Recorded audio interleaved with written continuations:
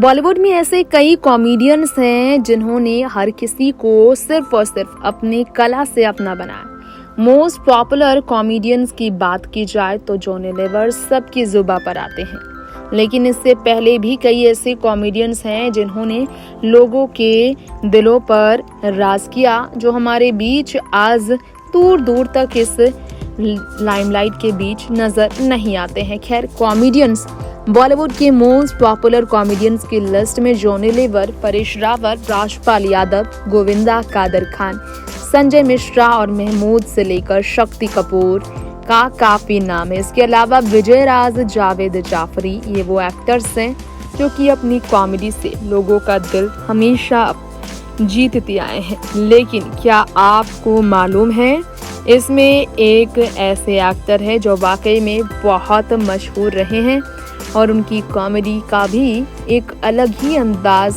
रहा है। चलिए उनके बारे में हम बात करें। यहाँ हम बात कर रहे हैं टुनटुन के बारे में। जी हाँ, टुनटुन, जिन्होंने कॉमेडी की दुनिया में राज किया था।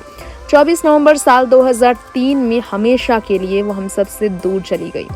11 जुलाई साल 1923 में जन्म लेने वाले उत्तर प्रदेश की टुनटुन ने फिल्म इंडस्ट्री में बतौर एक्ट्रेस और कॉमेडियन के तौर पर राज किया। प्लेबैक सिंगर भी वो हुआ करती थी। हिंदी सिनेमा की फर्स्ट एवर कॉमेडियन टुनटुन ही थी दोस्तों, जिन्होंने कॉमेडी की दुनिया में फीमेल्स के लिए दरवाजा खोला अपने टैलेंट के जरिए।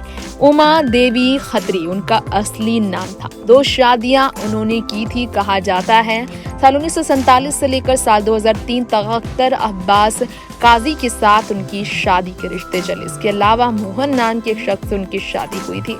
उनकी एक बच्ची है पूनम खत्री, जो कि इंडस्ट्री में खास नजर नहीं आई। लेकिन टुनटुन के बारे में कहा जाए तो टुनटुन की अदायगी से लोग अच्छी तरह से रूबरू हैं।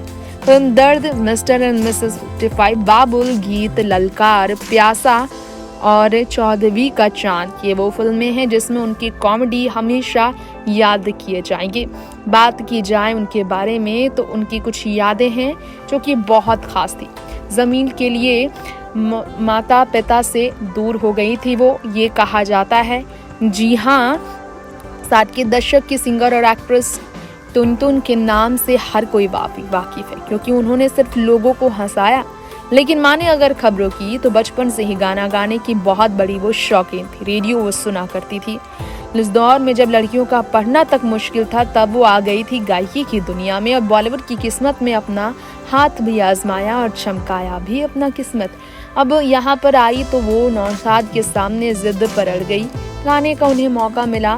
बंगले से समुद्र में आ जाएंगी वो, इस तरह की उन्होंने बातें तक की थी।